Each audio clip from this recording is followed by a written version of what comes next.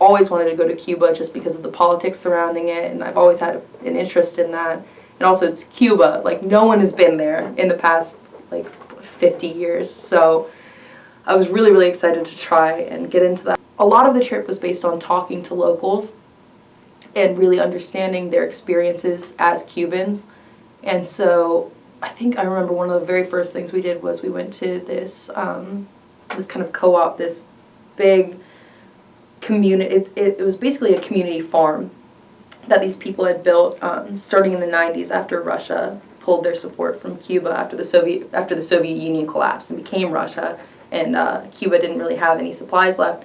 All of these communities had to start growing their own food, and so we met with, there were probably 100 people that work on this farm, and we met the woman whose father started it and got to see all the beautiful plants and the ways that they're doing sustainable agriculture, and learning about how forward-thinking this tiny country is, and we barely know anything about it. Like, I never would have guessed that Cuba leads in sustainable agriculture. No one really knows that, but it was amazing, and amazing people. We went to the University of Havana, and basically our professors, it was Melanie and Juan Carlos Albaron, and they look at us and they go, "You have 2 hours, we want you to talk to at least 3 university students." And we were all horrified. We're like, what is going on? There was no one around. Like, how are we supposed to find university students? It was during their exams too, so we felt a little bit bad, but I ended up me and my friends ran into these 2 guys that were history majors in the University of Havana, and they ended up taking us all over their campus and showing us where Fidel Castro would eat lunch or organize meetings or whatever.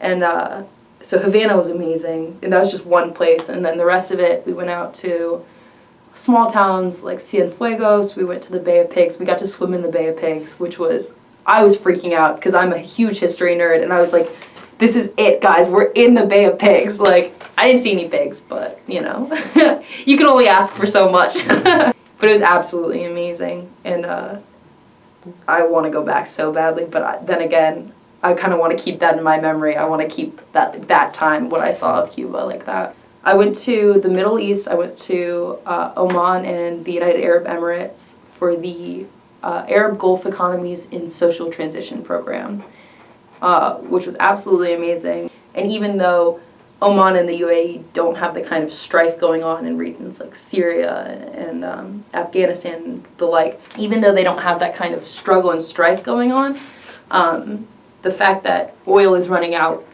could lead to that. And so really the trip was about how we're running out of oil, and how the Middle East, especially countries that are reliant on oil like Oman and the Emirate Abu Dhabi, how they're really going to need to start diversifying their economy and really start looking toward globalization as a means to boost their economy and diversify it and stuff like that, and how oil isn't something we can bank on anymore. Oman was probably the most beautiful country that I've ever been to. Got out to the desert and the natural areas and got to ride camels and stuff. It was so beautiful. It was nothing that I would have expected.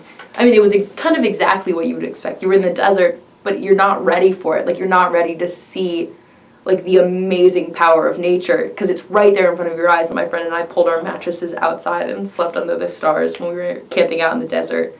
In the middle of the night, I think that some kind of animal, there was definitely a scorpion crawling around us because we saw the tracks, but some kind of animal came up near my head in the middle of the night and screamed, and I bolted straight up and I yelled as loud as I could, and I woke up the entire camp. And I was like, I'm sorry guys, I almost got eaten by something. I don't know what it was. It was probably just a bug. I had no idea that I would get so many opportunities to study abroad, and I don't want to stop. I've caught the bug, and whether it's study abroad through Miami or just traveling in general, it's so important.